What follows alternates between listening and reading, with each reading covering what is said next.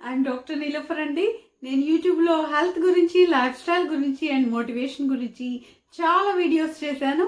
ఇంతకుముందు మీరు నా వీడియోస్ చూడకపోతే వెంటనే చూడండి అండ్ లైక్ చేసి ఖచ్చితంగా సబ్స్క్రైబ్ చేసుకోండి.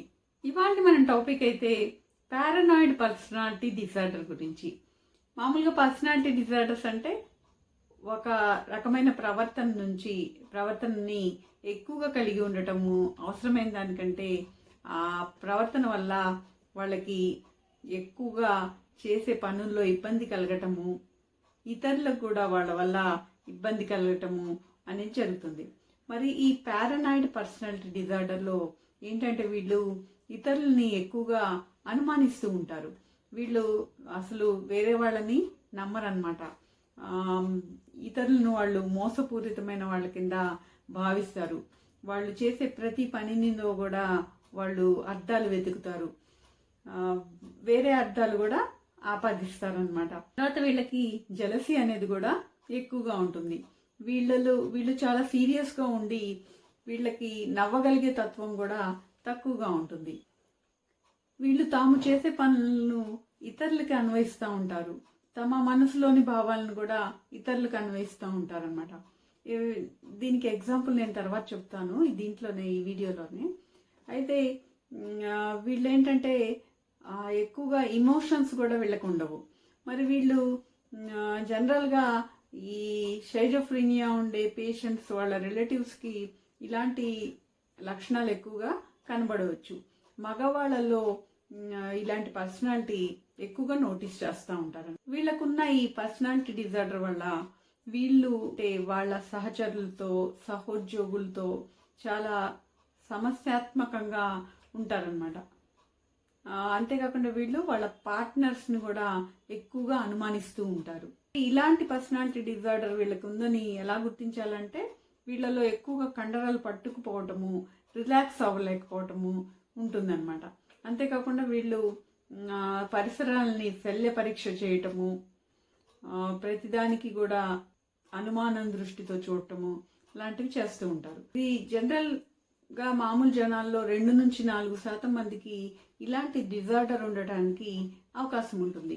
అయితే వీళ్ళ ఆలోచన ఎలా ఉంటుందంటే వేరే ఇతరులు మనల్ని మోసం చేస్తారేమో, మనకి నష్టం కలిగిస్తారేమో, వాళ్ళు మనకు సంబంధించిన సీక్రెట్స్ వేరే వాళ్ళకి చెప్పేస్తారేమో, చిన్న బెదిరింపుల్ని కూడా వాళ్ళు పెద్ద వాటి కింద చూడటము, మనల్ని కొట్టిస్తారేమో, మన మీద ఏదైనా చాతబడి చేస్తారేమో, లేకపోతే మనకి హాని కలిగిస్తారేమో, మనల్ని వాళ్ళు ఫాలో అవుతున్నారు, ఇలాంటి ఆలోచనల్ని కలిగి ఉంటారనమాట. వాళ్ళు ఇతరులని ఎవరిని కూడా నమ్మరు.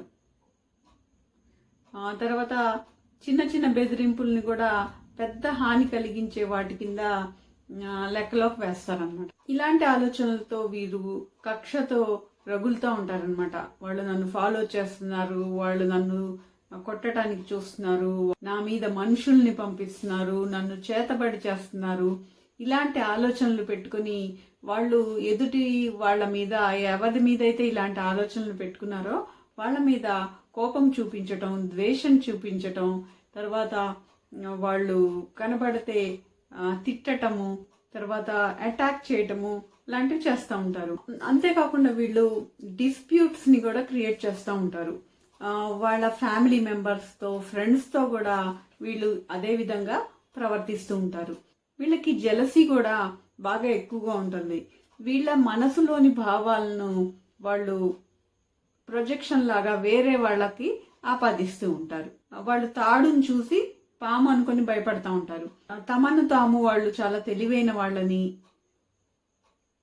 అధికారం అంతా తమ చేతిలో ఉండాలని, తామే కరెక్ట్ అని, తామే ముందు ఉండాలని భావిస్తూ ఉంటారు.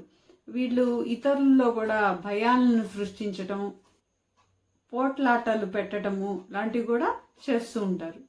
ఇలాంటి డిజార్డర్ని ఇంకొక డిజార్డర్ ఉంటుంది, డెల్యూషనల్ డిజార్డర్ అని. దాని నుండి ఎలా గుర్తిస్తారంటే ఇది డెల్యూషనల్ డిజార్డరా లేకపోతే పారానాయిడ్ పర్సనాలిటీ డిజార్డరా అనేది ఎలా గుర్తిస్తారంటే ఆ డెల్యూషనల్ డిజార్డర్ అనే దాంట్లో ఇలాంటి ఐడియాస్ అన్ని వాళ్ళకి ఫిక్స్డ్గా ఉంటాయి, అసలు ఎవరు మార్చలేరు అనమాట. కానీ ఈ పారానాయిడ్ పర్సనాలిటీ డిజార్డర్లో కొంచెం మార్చుకోవడానికి అవకాశం ఉంటుంది. అయితే ఇది స్ట్రైజోఫీనియా అని ఇంకో కండిషన్ ఉంటుంది అనమాట. దాని నుంచి దీన్ని ఎలా గుర్తిస్తారంటే, స్ట్రైజోఫీనియాలో ఈ మాటలు వినబడటము, లేకపోతే ఏదైనా కనబడటము, ఇలాంటివి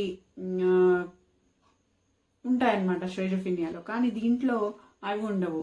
అయితే ఈ పర్సనాలిటీ డిజార్డర్ అనేది జీవితకాలం కూడా ఉండవచ్చు. అయితే ఈ పర్సనాలిటీ ఉన్నవాళ్ళు ఫ్యూచర్లో స్ట్రైజోఫీనియా కింద ఈ పర్సనాలిటీ మారటానికి అవకాశం ఉంటుంది అనమాట. అందుకని వీళ్ళు జాగ్రత్తగా ఉండాలి. వీళ్ళు సైకోథెరపీ తీసుకోవాలన్నమాట. ఆ సైకోథెరపీ చేసే డాక్టర్ని కూడా అనుమానిస్తారు కాబట్టి ఈ విషయంలో జాగ్రత్తగా ఉండాలి ఆ డాక్టర్లు కూడా. మరి వీళ్ళకి కొన్ని రకాలైన మందులు, యాంగ్జైటీని తగ్గించే మందులు, తర్వాత యాంటీ సైకోటిక్స్ ఇలాంటివి వాడవలసిన అవసరం ఉంటుంది. మరి ఇదండి పారానాయిడ్ పర్సనాలిటీ డిజార్డర్ గురించి. మరి మీకు ఈ టాపిక్ నచ్చితే వెంటనే లైక్ చేసి షేర్ చేయండి. ఏమైనా డౌట్స్ ఉంటే కామెంట్ రూపంలో తెలియజేయండి. అండ్ సబ్స్క్రైబ్ చేసుకుని నోటిఫికేషన్ ఆన్ చేసుకుంటే ఇలాంటి మరిన్ని మంచి వీడియోస్ మీరు చూడగలుగుతారు. And thank you for watching. మరొక వీడియోలో మళ్ళీ కలుద్దాం.